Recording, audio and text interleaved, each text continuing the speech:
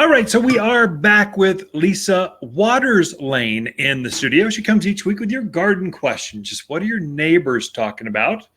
And so we can get some insight into that. So welcome to the studio, Lisa. Thank you. Always good to be here. Really? Yes. Yes. It actually is hard to come up with content 52 weeks out of the year. I talk to other business owners or hosts or podcasters or content creators, and they go, "Oh, that's a great idea. I just want to do that. I also want to write a book and I want to start my own."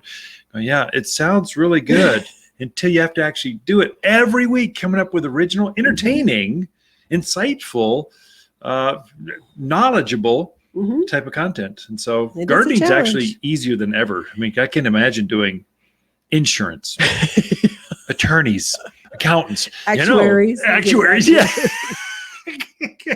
Anyway, so this is garden questions. So what do we got? Anything interesting going on with the monsoon rains? Well, sure. They're always interesting, right? Right?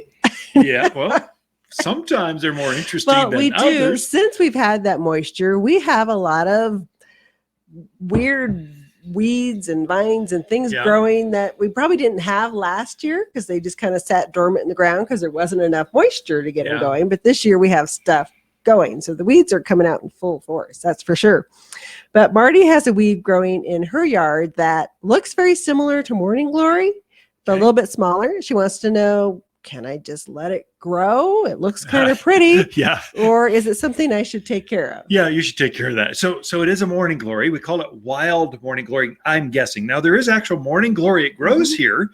Now, we're not allowed to sell the seed because if cattle eat morning glory, they stop eating. They stop gaining weight. Ranchers just outlawed morning glory, selling morning glory seed here in the state of Arizona 100 years ago.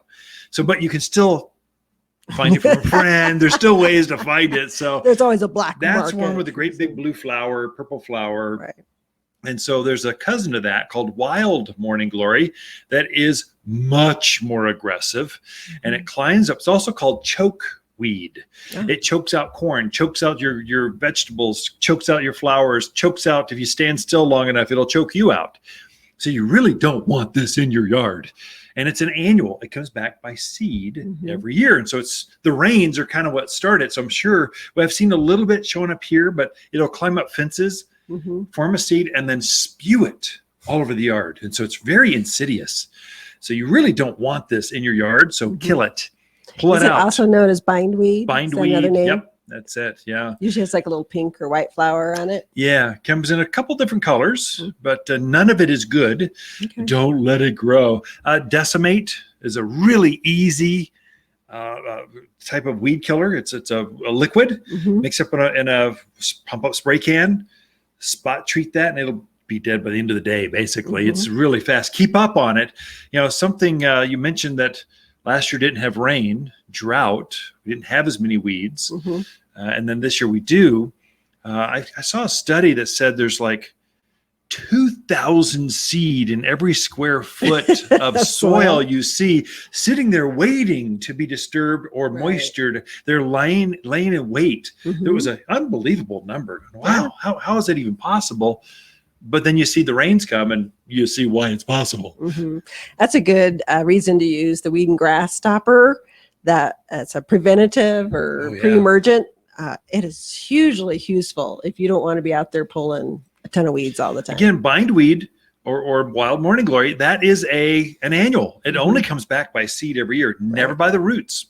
So if you can put that out where that weed and grass stopper out where they seem to come up along the driveway next to that fence line, you can eliminate any of the work, eliminate having to spray weed killers because you took care of it before they even came up. You bet. Good advice. All right. Our next question is from Shannon in Chino. She wants to put in raspberries, blackberries, marionberries, all the berries. Wants to know what kind of light do they need? Do they need to be on a trellis, or can you just kind of let them freeform? Yeah, good. So, Shannon, Chino Valley they've got some very nice vineyards out there. So grapes, brambles, blackberries, raspberries do amazingly well. The secret with berries, they need sunlight. And so Chino's pretty good with the sunlight. I would say at least 6 hours or more of sunlight will get you a nice big cluster of berries.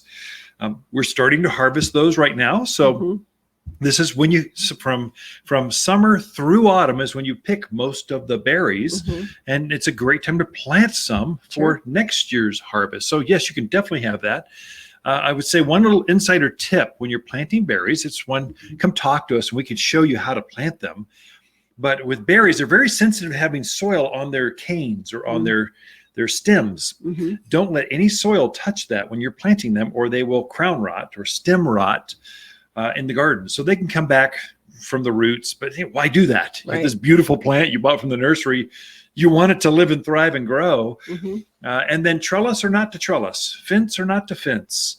Brambles seem to find their own way. They just grow and have big stems. If you want to keep them in bounds, so tie them next to a fence or tie them up to a trellis. It'll keep them from being 8 by 8 by 8 sprawling plant. It'll be 2 by 8 by 8 sprawling plant against the fence makes it line. easier to pick the fruit manage as well. Yeah. There's also just insider tips. That's one when you come look, we can guide you through this, but there's thornless varieties. So you don't look like you've been in a cat fight when you go to pick the berries. It's just, there are certain varieties that do better here. So of course that you'll find those at Waters Garden Center, of course. Gotta get and you that can plug check in. them on the website. So top10plants.com. Sure. You can see what's on. Okay. Good information.